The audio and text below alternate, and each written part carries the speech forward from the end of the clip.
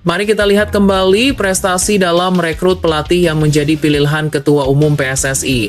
Frank de Boer, pelatih Inter Milan, kurang lebih hanya 4 bulan menukangi Inter, dipecat karena hasil buruk. 2. Yang baru saja terjadi yaitu Patrick Kluivert, pelatih Timnas Indonesia, masuk Januari, dipecat bulan kemarin Oktober 2025, kurang lebih hanya 10 bulan. 2 nama besar, 2 kali kegagalan dengan durasi jabatan yang sangat singkat. Ini membuktikan bahwa kemampuan analisis dan pengambilan keputusan dalam merekrut pelatih di PSSI masa Erick Thohir sangatlah buruk. Ini adalah kebodohan berulang yang tidak bisa diterima akal sehat. Parah emang si Erick ini, parah. The next station is Indonesia. To Indonesia, coming from behind to score first goal for Indonesia national team. So easy. A Fortuna Sittard player now making his debut goal for Indonesia national team. Indonesia 2, Vietnam 0.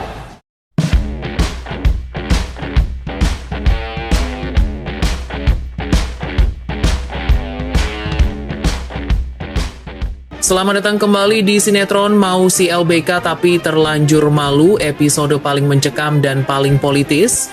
Kisah Timnas Indonesia kini bukan lagi hanya soal gol dan kemenangan, tapi soal pertempuran kekuasaan, politik, dan hati nurani. Setelah kepergian tragis sang idola kita, Shin Tae-yong, yang disusul oleh kegagalan paling memalukan di era modern, ya, kita bicara soal Patrick Kluivert. Kini seluruh Indonesia menunjuk ke satu arah, kembalikan STY sekarang juga. Semua statement dan harapan Mimin ini mungkin bisa terbantahkan. Setuju atau tidaknya tulis di komentar ya. Nah, mari kita kupas tuntas satu persatu, dengarkan baik-baik. Kita itu harus mengakui PSSI di bawah kepemimpinan Erick Thohir melakukan dosa historis yang tak termaafkan. Kok bisa gitu? Kenapa? Karena mereka memutuskan hubungan dengan STY secara tidak baik-baik, sedang aktif menjadi pelatih timnas, dan malah memilih Patrick Kluivert, sebuah langkah yang kini terbukti sebagai keputusan paling bodoh dan blunder terbesar Erick. Gambarannya gini, seperti kita punya mobil sport yang super kencang timnas di bawah STY, lalu kita jual mobil itu dengan harga murah, dan tapi malah membeli mobil tua yang mogok-mogok timnas di bawah Kluivert. Fakta berbicara, STY sempat membawa timnas mencapai rasio kemenangan 75,5% di kualifikasi Piala Dunia dengan permainan yang solid dan terbukti menjanjikan. Sedangkan Kluivert datang membawa harapan palsu dan hanya dalam hitungan bulan tim ambruk dan gagal. Statistiknya sangat memilukan dan jauh lebih buruk dari apa yang ditinggalkan STY. Ini bukan sekedar soal ganti pelatih, tapi soal pengkhianatan terhadap proses. STY sudah meletakkan fondasi, sudah membangun rumah, tapi PSSI malah merobohkannya dan mencoba membangun istana pasir yang langsung hancur diterjang ombak. Wajar sih jika kini desakan untuk STY kembali menderu. Ini bukan lagi desakan, tapi tuntutan perbaikan. Rakyat merasa penasaran dan tergantung pada sosok STY, karena hanya dia yang bisa membawa timnas terbang lebih tinggi dari jurang kehancuran pasca kebodohan Kluivert. Setuju nggak kalian? Dan drama ini mencapai klimaksnya ketika STY sendiri melalui penerjemahnya Jeong Seok Seo menyatakan sikap saya bersedia kembali, tapi kata tapi ini adalah bom waktu bagi PSSI. STY sebagai seorang ahli strategi kelas dunia tidak mau lagi diintervensi, diganggu atau diusik kepentingan politik. Ia menuntut wewenang penuh dalam segala aspek. Daftar tuntutan mutlak STY jika kembali dipanggil. 1. Hak veto pemain. Wewenang penuh dalam memilih dan mencoret pemain, tidak ada lagi pemain titipan dari siapapun. 2. Kendalikan keuangan latihan, mengalokasikan sendiri dana untuk latihan dan kebutuhan tim. Ini adalah langkah mencegah korupsi dini. 3. Jadwal mutlak. Menentukan jadwal dan lokasi latihan tanpa campur tangan exco atau pihak di luar teknis. 4. Hak pilih asisten. Memilih sendiri tim asisten yang ia percaya sepenuhnya, memastikan kekompakan tim pelatih 100%. Ini adalah syarat yang sebenarnya sangat normal di sepak bola modern. Seorang pelatih kepala harus punya independensi. Namun bagi PSSI dan jajaran petinggi, tuntutan ini terasa seperti ancaman kedaulatan. Wah, gila nggak tuh? STY menunjukkan bahwa ia datang bukan untuk uang, tapi untuk kekuasaan taktis. Ia mau menjadi diktator yang baik di lapangan hijau, memimpin tanpa gangguan. Nah, ini alasan terbesarnya. Kenapa sih PSSI begitu ketakutan dengan syarat STY? Jawabannya ada di lingkaran kekuasaan dan uang.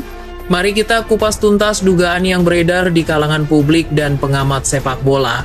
Pertama, ketakutan kehilangan panggung politik. Sebagian petinggi PSSI diduga menggunakan jabatan di sepak bola sebagai sarana kampanye dan batu loncatan politik. Jika STY kembali dengan wewenang penuh dan sukses, STY yang akan dipuji.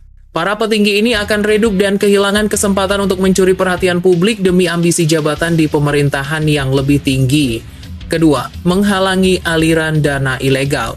Dengan STY mengendalikan dana dan pemilihan pemain, aliran dana gelap yang diduga berasal dari mafia bola dunia atau praktik korup lainnya akan terputus sepenuhnya. STY adalah tembok berani yang akan menghalangi kepentingan-kepentingan gelap ini. Ini yang membuat mereka bisa rugi besar.